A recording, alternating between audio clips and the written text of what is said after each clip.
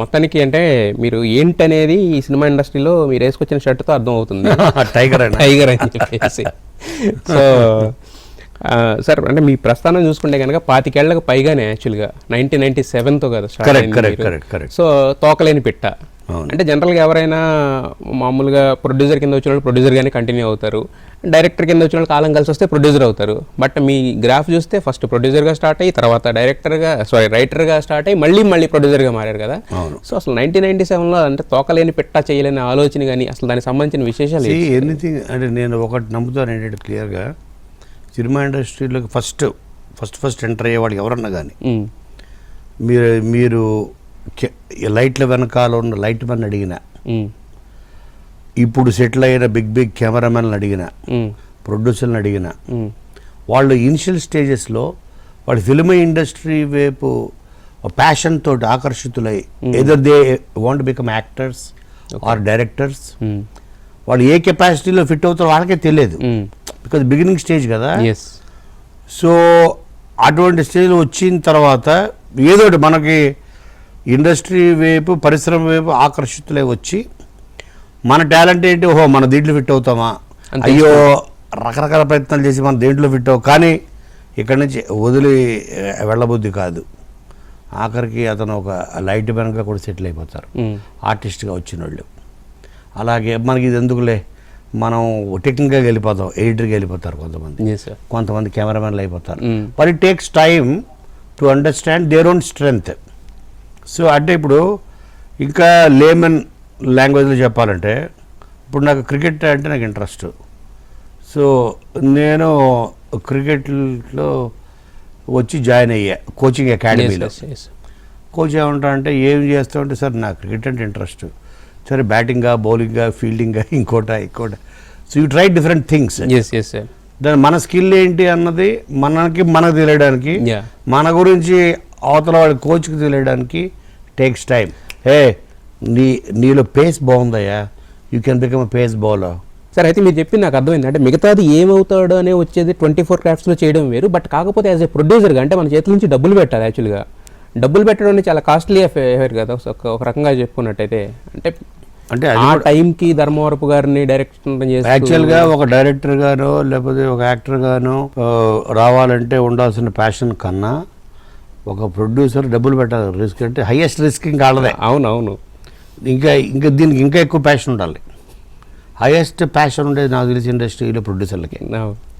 ఎందుకంటే కథ అతంత కాదు, ఇంకోళ్ళు ఎవరో కథ చెప్తారు, ఇంకోళ్ళు ఎవరో యాక్ట్ చేస్తారు, ఇంకోళ్ళు ఎవరో సంగీతం ఇస్తారు, ఇంకోళ్ళు ఎవరో డైలాగులు రాస్తారు, ఇంకోళ్ళు ఎవరో కెమెరా తీస్తారు. అంటే ఒక 100 మంది టాలెంట్ని నమ్మి ఇతర కోట్లు పెట్టడం. అవును. మరి తినకి ఎంత ప్యాషన్ ఉండాలి. సో అంటే నా పాయింట్ ఏంటంటే ఇందాటకి దానికి దీనికి కలిపి బ్రిడ్జ్ ఏంటంటే passion is the basic reason for anybody.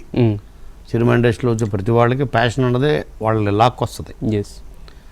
అది లాక్కొచ్చి అలాగే నన్ను ప్రొడ్యూసర్గా నాకు ధర్మవరం సుబ్రహ్మణ్యం గారితో నాకున్న పరిచయం,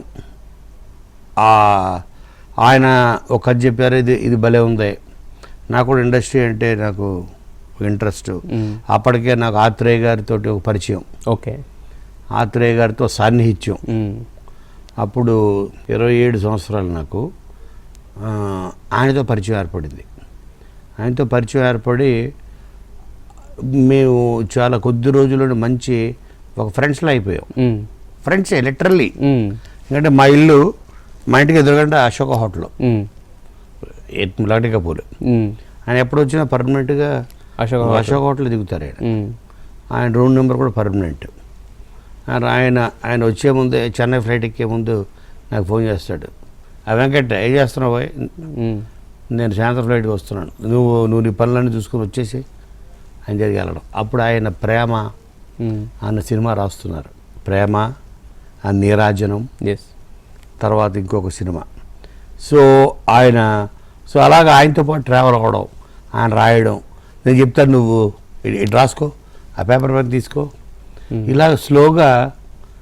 ఎందుకంటే ఆయన పాటలు, ఆయన మాటలు, ఆయన రాసి ఇప్పుడు ప్రేమ్ నగర్ ఉంది, ఆయన హీ నాట్ జస్ట్, చాలామంది అనుకుంటారు ఆయన ఓన్లీ లిరిసిస్ట్ అనుకుంటారు, కాదు, ఆయన అద్భుతమైన స్టోరీలు ఇచ్చాడు ఆయన. కథ, మాటలు, సంభాషణలు. అత్రే. సో ఆయనతో ఉన్న సాహిత్యం అన్నది ఒక రీజన్, ఒక రకంగా గురువు అనుకోవచ్చు. మీ గురువు. ఎస్, 100%. సో నేను ఆయనతో ఆర్గ్యూ కూడా చేసేవాడిని.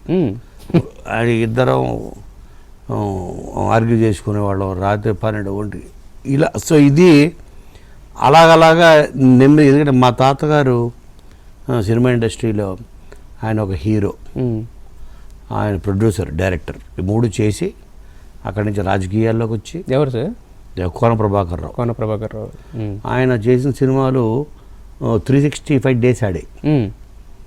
ఎల్వి ప్రసాద్ గారు, మా తాతగారు కలిపి ద్రోహి అని ఒక సినిమా. అవునవును. ఎల్వి ప్రసాద్ గారు హీరో, తాతగారు విలనం. మీకు ఫోటోలు కూడా ఇస్తా, వేయండి. సో లక్ష్మీ రాజ్యం గారు హీరోయిన్, విలన్కి పాటలు, డూయట్. మీకు అవి ఇస్తాను నేను. పాట కూడా ఉంది నా దగ్గర. ఓకే. దానికి ఎవరికి మీకు రైట్స్ ప్రాబ్లం కూడా ఉండదు. ఓకే. 1954. సార్, అయితే ఇప్పుడు హైయెస్ట్ రిస్క్ టేకింగ్ వచ్చేసి ప్రొడ్యూసర్ అని చెప్పారు. దాన్ని 100% దాన్ని ఒప్పుకుని తీరాలి. బట్ నేను అనేది అంటే మీకు అంటే బాగా సౌండ్ పార్టీయా కోన వెంకట్? కాదు, అప్పుడే ఏంటంటే అప్పటికే నేను బేసిక్గా MBA చేసి ఒక కార్పొరేట్ కంపెనీలో పనిచేస్తూ వైస్ ప్రెసిడెంట్ మార్కెటింగ్ ఈ రేంజ్లో పనిచేస్తూ కూడబెట్టినవి ఒక 50-60 లక్షలు మనకి చేతిలో ఉన్నాయి. ఆ 50-60 లక్షలు ఉంటే 27 ఇయర్స్లో 50-60 lakhs ఉన్నాయి చేతిలో. ఆ ఏజ్లో ఏంటి, ఎవరన్నా ఒక పెద్ద కారు కొనుక్కోవాలనుకుంటాడు, లేదంటే ఏదైనా ఇల్లు కొనుక్కోవాలనుకుంటాడు, ఏదైనా ఆస్తి కొనగొట్టుకోవాలనుకుంటాడు. పైగా అప్పుడే నాకు పెళ్లి కూడా అయింది. అప్పుడే నాకు పెళ్ళి, love marriage. College final year చేసేసుకున్నాను. అప్పుడే మైనర్, మేజర్ కూడా కాదు నేను. సో ఇంకో 15 డేస్ ఆగితే మేజర్ అవుతా.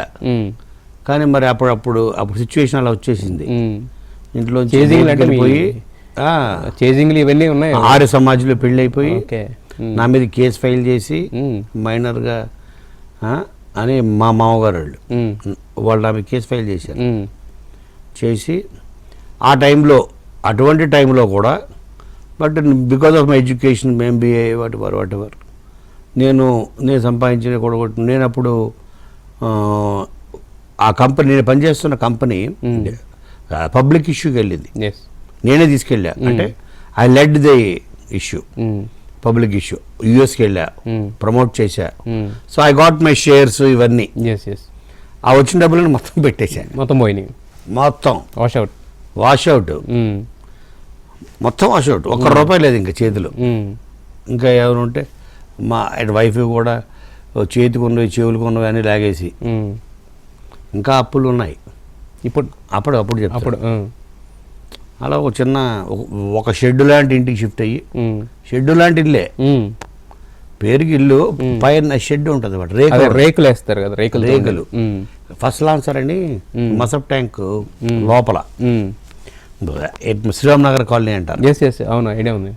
ఆ లోపల ఒక చిన్న పోర్షన్, పైన రేకులు, ఒక రూము, మామూలుగా రైల్వే డబ్బాల్లాగా 1, 2, 3 లాగా. ఇది బెడ్రూమ్, కిచెన్, అంతే 3 గదులు. అంటే మళ్ళీ జీవితాన్ని స్టార్ట్ చేసి అప్పుడు 0 దగ్గర నుంచి మళ్ళీ అలాగా రైటర్గా మారి.